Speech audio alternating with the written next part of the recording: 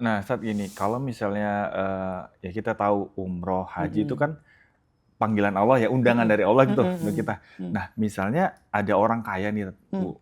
duitnya udah banyak, ya kan, Mm-mm. secara ekonomi bagus, sehat juga, Mm-mm. mampu sebenarnya. Mm-mm. Nah, itu ada orang-orang yang udah mampu semua itu, tapi nggak mau berangkat umroh, Tat. Itu Mm. gimana? Itu berarti nggak diundang sama Allah gitu? Atau gimana, Tat? Iya, memang umroh dan haji itu berkaitan hidayah Allah Subhanahu wa Hmm. taala.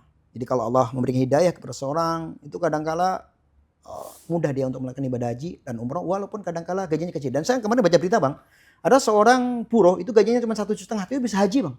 Bisa aja. Bisa haji. Dia nabung sekian tahun, Bang. Dia udah daftar sekian tahun berangkat haji.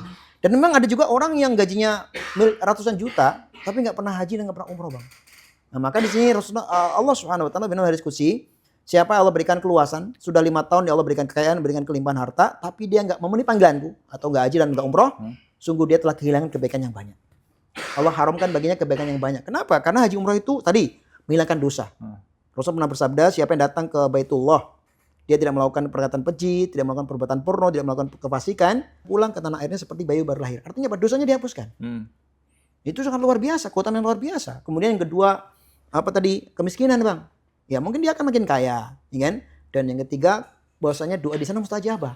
Siapa yang nggak mau doanya dengar Allah Subhanahu wa taala? Dan banyak kita lihat orang-orang yang berdoa kepada Allah, Allah kabulkan doa-doanya. Ini di tanah suci yang belum punya anak, Allah ketika dia berdoa di tanah suci Allah berikan anak. Ketika dia mengalami ujian yang berat, dia doa di tanah suci, Allah kabulkan doa-doanya. Maka orang yang mampu dan dia tidak melakukan ibadah haji dan umroh, maka sungguh dia telah kehilangan kebaikan yang banyak. Maka hendaknya orang yang punya harta segera dia melakukan ibadah haji dan umroh, karena ini kewajiban. Haji itu wajib, rukun iman, ya rukun Islam yang kelima. Dan ketika sudah datang wajibnya dan kita nggak melaksanakan, ya tentu dia dapat dosa. Begitu. Dan memang sekali lagi ini kaitan hidayah dari Allah Subhanahu wa taala. Kadangkala ada orang yang nggak punya harta, dia niat, dia pengen banget haji atau pengen banget umroh, Allah berikan kemampuan. Dan itu pernah terjadi, Bang. Saya kan pernah, ini pengalaman pribadi ya, Bang, ya.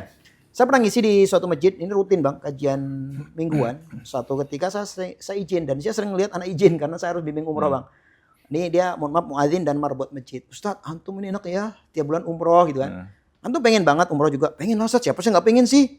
Ya udah, antum bismillah, niat, doa sama Allah, mohon sama Allah, dan antum bikin paspor. Saya doakan semoga antum ada muksini. Dan benar, Bang, dia udah niat, dia doa, dan dia bikin paspor, Bang. Dan dia tunjukin paspornya ke saya. Nggak lama waktu itu, nggak 3 atau 4 bulan atau 6 bulan, saya lupa itu, dia diberangkatkan umroh di jemaahnya, Bang.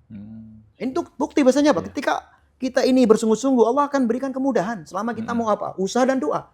Secara uang dia nggak punya, Bang, tapi dia punya doa. Dia punya Allah yang maha kaya, Bang. Ya, doanya dijabah dan dia berangkat umroh. Alhamdulillah, ini contoh kan. Nah, maka benar umroh itu kadang hidayah dari Allah Subhanahu wa taala, dan tentunya dari Allah Subhanahu wa taala. Mutiara Sunnah, umroh murah, servis mewah.